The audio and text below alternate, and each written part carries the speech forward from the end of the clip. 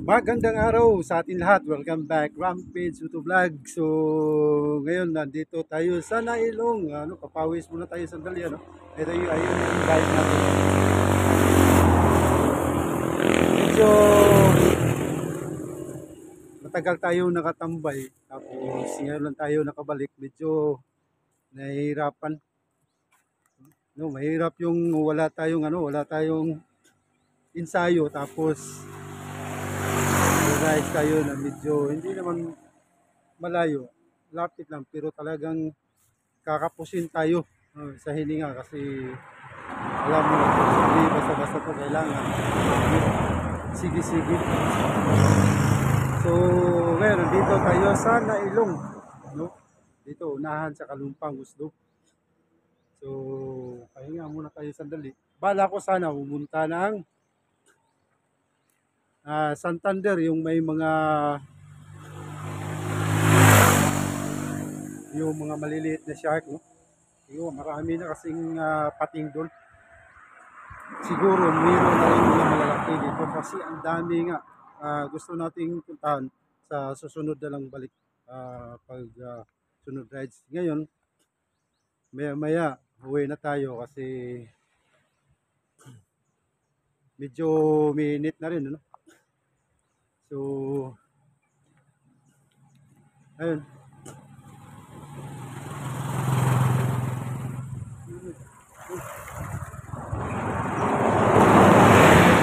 Sa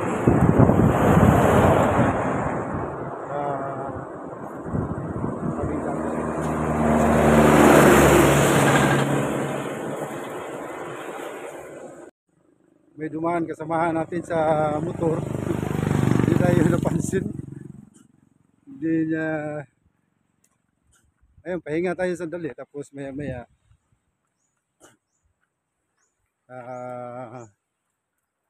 pabalik na tayo. Kasi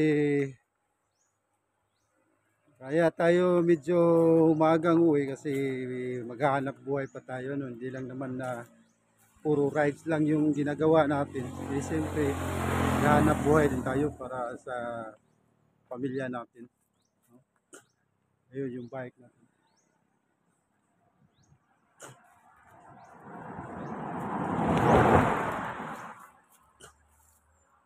Siya nga pala, shout out sa mga patuloy nagsusuporta sa channel natin. Well, Rampage Moto Vlog.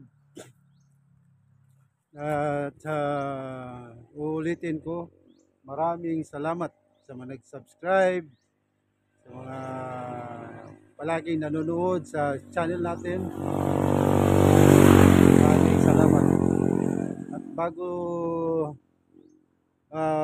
lahat, meron nga pala akong ginawang bagong channel. Ito tungkol to sa politics, no?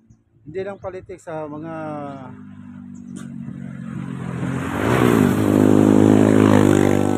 nangyayari sa buhay ng tao, araw-araw, sa politics, sa sports. Ayun, ginawa ko yun para may iba naman, no? So, abangan nyo.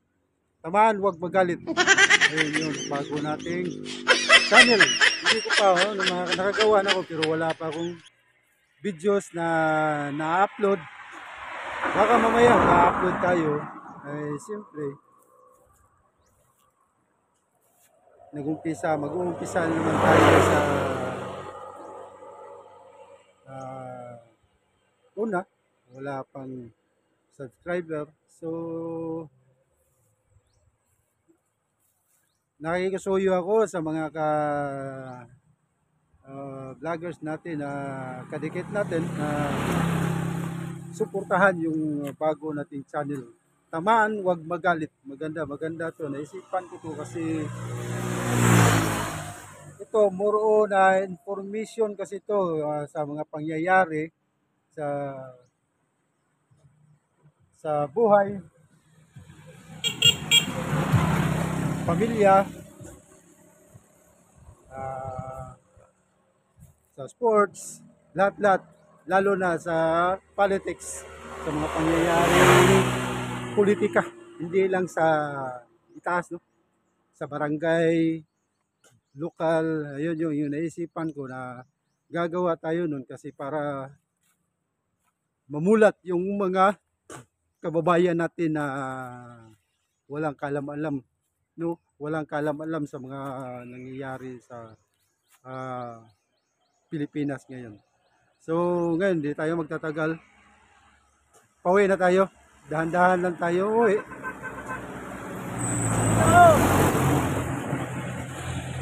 Baka hindi natin pipilitan. Baka titirik tayong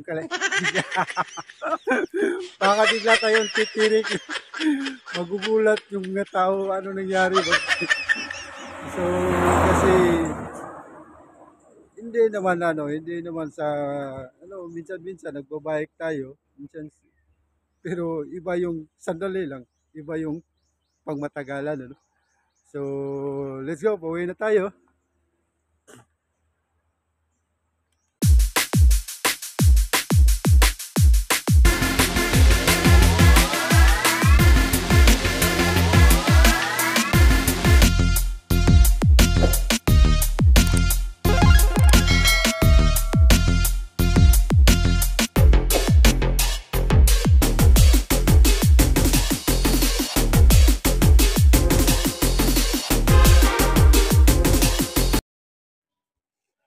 Let's go! So ngayon, pauwi na tayo.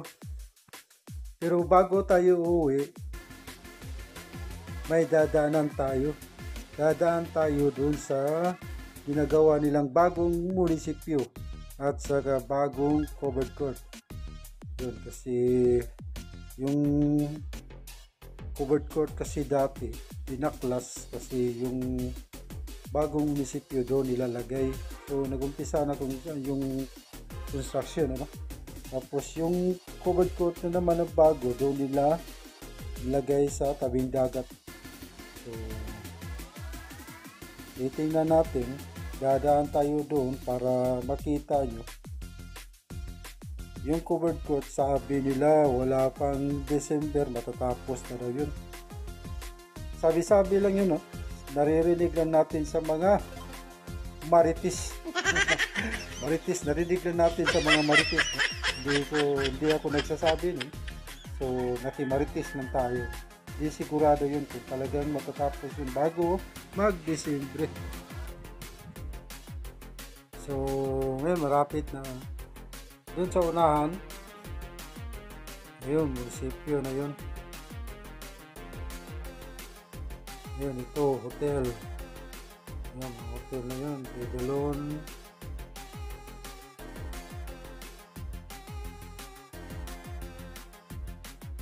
Yung ano kasi, yung covered court nila, maganda doon, maganda kasi tabing dagat, tapos malaki yung space, pwedeng mapagparkingan, no? Pwedeng mapagparkingan kasi pag may mga events kasi talagang daming sasakyan.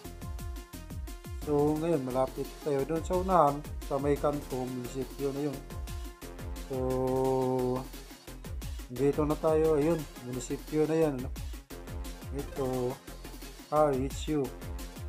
Ayun, RHU yan. Gusto tayo dito. Ayun. Ito, yun sa kanan natin, yun yung pinakalumang munisipyo. Tapos yung puti naman, nakikita nyo yan. Yan ang bagong munisipyo. Bagong munisipyo. Tapos kakanan tayo, dito yung bagong munisipyo na naman na ginagawa pa. Yun. Ito yung may harang dito. Yun. Ayun yung covered court. Yun. Yan yung covered court. Tapos tinanggal, dinaklas. Ayun, no? May takip. Ayun. Yan ang gagawing munisipyo. So, nandito na tayo sa kwartel.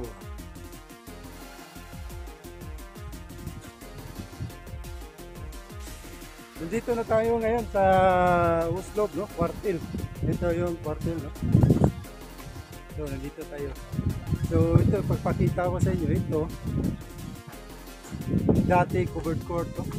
Yung baskitan natin. Baskitan dito sa Oslo. Yung bayan mo.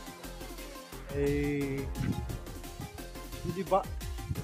Tapos, ang ipapalit ko, ginagawa nito, ano, bagong munisipyo. So, yung munisipyo natin, yung munisipyo dito, doon sa kabila, doon sa likod.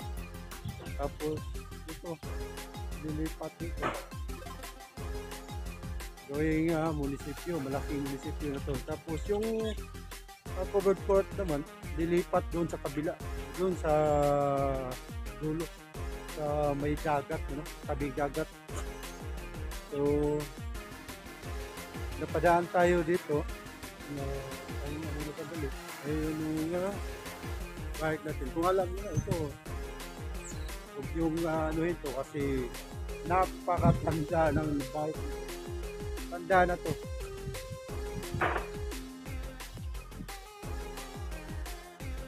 Magdadalawang dekada na to. Ala yun, magdadalawang dekada na to. Na bago ko na ano to, punta ko yung bike ko, tapos ito na. So, ngayon, papakita ko sa inyo. Ayun yung forma ng bagong munisipyo, papakita ko sa inyo. Ayan. Ayan yung bagong munisipyo.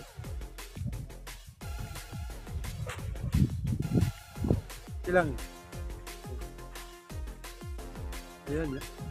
Ayan yung forma ng bagong munisipyo. So ngayon ito yung nakikita ninyo ito. Ayun.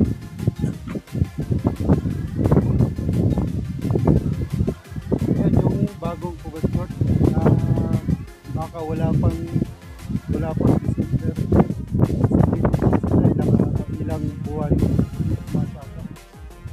Pero yung dito talaga yung naririnig lang natin tatapusin rin ko wala pang December daw. Iwan ko lang yung isang December. Pero hindi sigurado naririnig lang natin sa mga marites. Ayun lang, naririnig natin sa mga marites yung iba sabi mga may connection dito nagtatrabaho ayun, pero hindi pa sigurado yun baka sabihin yung sinungaling ko si Rampage Putulan. Yun yung naririnig natin sa mga marites. Ayun, dito malaki tsaka maganda kasi yung pagka-pisto para sa akin no? Okay dito kasi malaki yung pwedeng paparkingan para dahan ang masasakyan. Kasi pag may liga, may basketball, liga yung sa pista, dami talagang tao, dami masasakyan. Okay dito kasi medyo malaki yung pwedeng maparkingan.